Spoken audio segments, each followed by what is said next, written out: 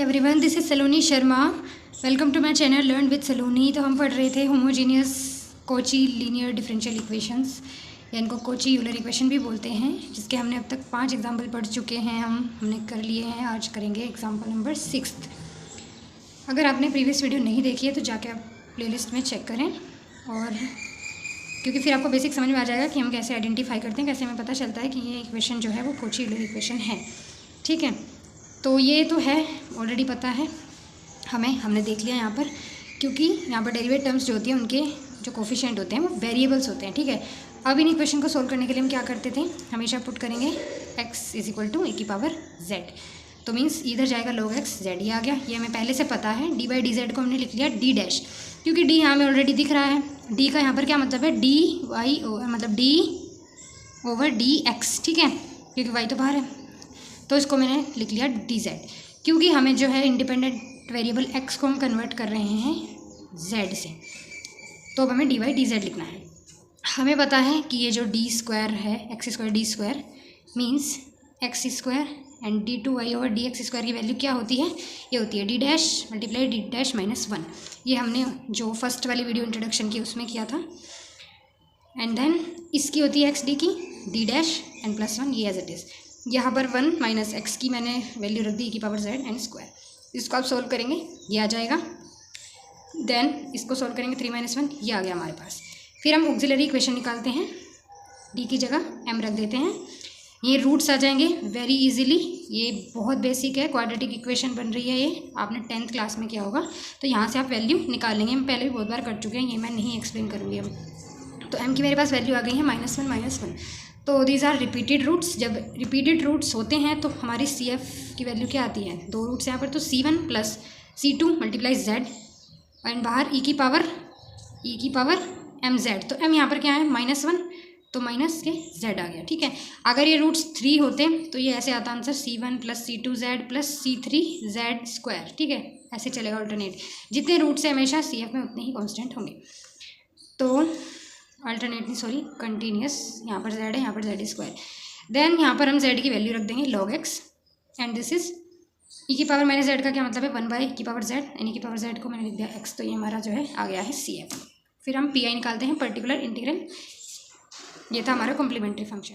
अब PI के लिए हम क्या करते हैं, ऑक्सिलरी इक्वेशन में हमारे पास जो भी बना था m+1 था, m+1 का स्क्वायर यानी कि, तो वहाँ पर हम d डैश +1 का होल स्क्वायर रख देंगे। एंड यहाँ पर जो फंक्शन हमारा राइट साइड में है डिफरेंशियल इक्वेशन के, ये रख दिया मैंने।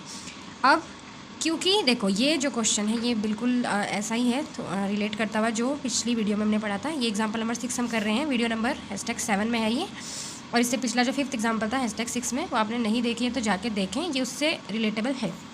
तो वहाँ पर भी ऐसे ही हुआ था, क्योंकि इसको ऐसे सोल्व करना थोड़ा मतलब कॉम्प्लिकेटेड है। तो यहाँ से हम क्या करेंगे, इनको अलग अलग लिख लिया मैंने, d डैश +1 एंड एक और d डैश +1। अब ये जो फंक्शन है इसको हमने एज्यूम कर लिया है u, इसको मैंने u एज्यूम कर दिया है। तो ये इक्वेशन क्या बन जाएगी, 1/d डैश +1 × u। ठीक है, एंड देन ये u आ जाएगा ना, और ये इधर d डैश +1। तो ये जो d डैश +1 है इसको देखो बस अब। ठीक है, तो ये जो d डैश +1 है ये इधर चला गया है u के साथ, एंड इधर ये as it is d dash u and u अंदर, तो u एंड ये as it is. d dash u का क्या मतलब है, dy/dz and u and this. तो ये हमारी क्या बन चुकी है, एक लीनियर इक्वेशन इन u। ठीक है, लीनियर इक्वेशन हम पहले पढ़ चुके हैं, अगर आपने नहीं देखी है, नहीं आपको पता, आपने प्रीवियस वीडियो जाके देखो, ऑर्डिनरी डिफरेंशियल इक्वेशन में भी है प्लेलिस्ट में, एंड मैंने लीनियर इक्वेशन की भी अलग से प्लेलिस्ट बनाई हुई है, वहाँ पर भी आप जाके विजिट कर सकते हैं, समझ सकते हैं कि क्या होती है। ठीक है, अब यहाँ पे मैं नहीं बताऊँगी, बहुत टाइम जाएगा।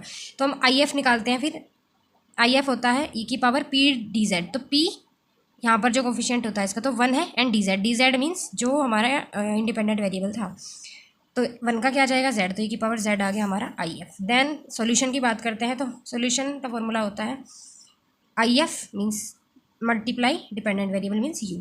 फिर देन IF एंड ये जो फंक्शन था हमारा राइट साइड वो, तो ये आ गया, एंड dz।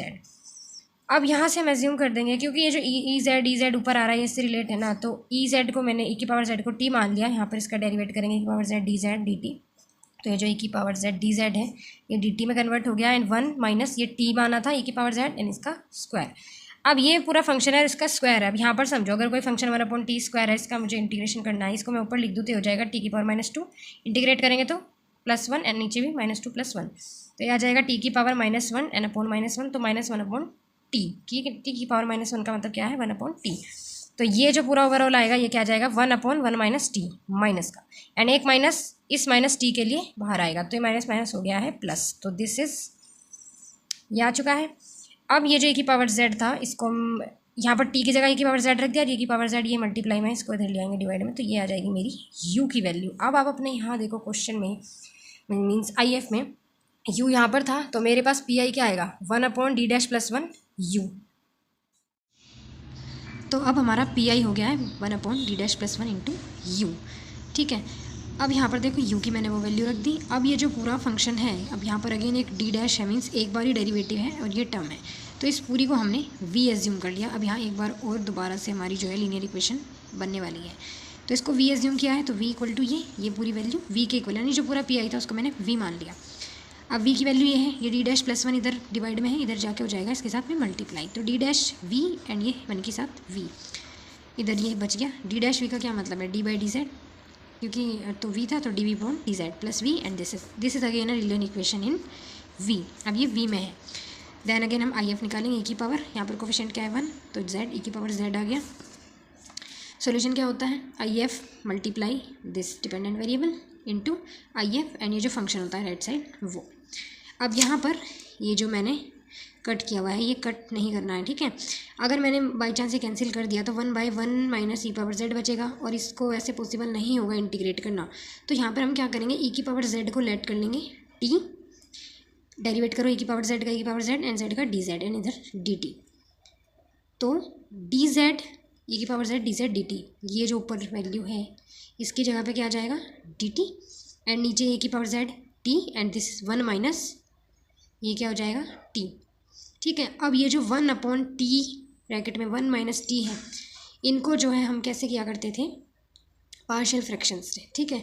ये पहले भी हम क्वेश्चन कर चुके हैं ऑर्डिनरी डिफरेंशियल इक्वेशन में, जो एक वीडियो नंबर 10 है सेपरेशन ऑफ वेरिएबल का, जो एग्जांपल नंबर 2 है, वहाँ पर जाकर आप देख सकते हैं। यहाँ पर मैं पूरा सोल्व करके नहीं बताने वाली हूँ क्योंकि वीडियो फिर बहुत लंबी हो जाती है, ठीक है, तो आप उसमें देख लेंगे कि कैसे होगा। यहाँ पर मैं डायरेक्ट कर रही हूँ। सो ये जो था 1 upon T into 1 minus T, ये किसके इक्वल आ जाएगा 1 upon T plus 1 upon 1 minus T, इसको हम ऐसे लिखते हैं a upon T n plus b upon ये सेकंड वाला फैक्टर, ठीक है। तो इसकी हेल्प से ऐसे सोल्व होता है, ये आप उस वीडियो में जाके चेकआउट कर लेंगे, ठीक है। यहाँ पर पूरा बताऊँगी तो बहुत टाइम जाएगा। तो ये हमारे पास आ गया है। अब 1 अपॉन टी का जो इंटीग्रेशन होता है वो होता है log t, 1 upon 1 minus T का log 1 माइनस टी, एंड ये माइनस टी था तो इसलिए यहाँ पर ये माइनस आ गया। टी की वैल्यू रख दी e की पावर z, यहाँ पर भी रख दी। अब log की प्रॉपर्टी होती है जब माइनस आता है log m minus log n क्या हो जाएगा log m upon n, divide में आ जाता है, तो log इसकी भी वैल्यू रख दी क्योंकि e की पावर z क्या है हमारे पास x, जो स्टार्टिंग में एज्यूम किया हुआ है, तो 1 माइनस एक्स। देन यहाँ माइनस वाली ये प्रॉपर्टी लगी log की, तो x अपॉन इसके डिवाइड में चला गया 1 माइनस एक्स, एंड ये की पावर z जो इधर v के साथ मल्टीप्लाई में था ये इधर आ गया है एंड ये x में कन्वर्ट हो गया है।